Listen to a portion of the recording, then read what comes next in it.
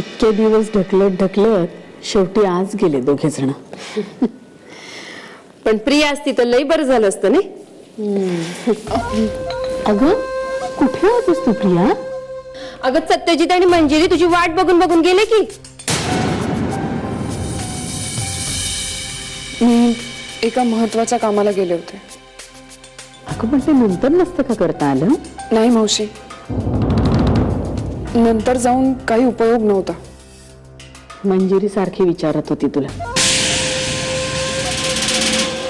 तिला भेटायचं होतं तुला. आणि सत्यजित?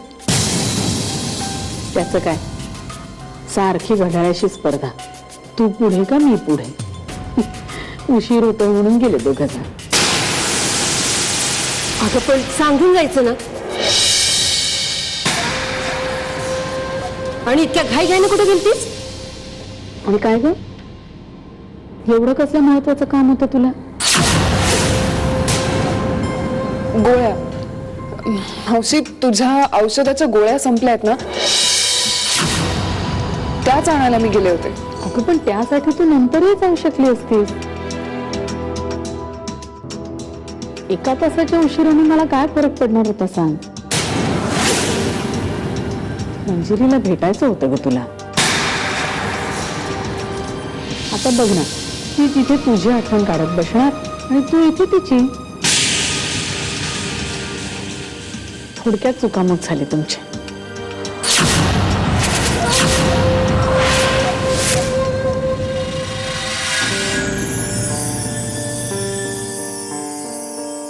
Oh God.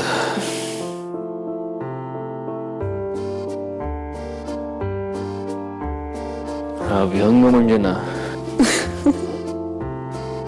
अत्यंत बाळबोध आहे हे सगळं. नाही नाही, खूप छान आहे, आवडली हो मला.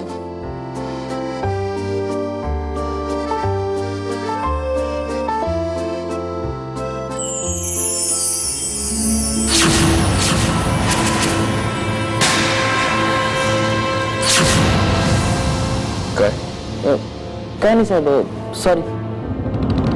Have a nice day.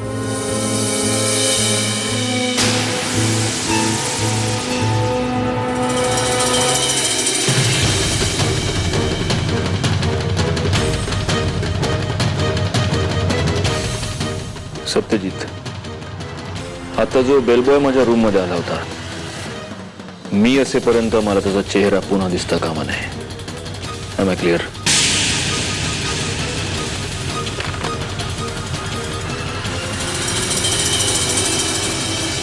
अहो, काय? नाही, तुम्ही आता फोनवर असं का बोललात?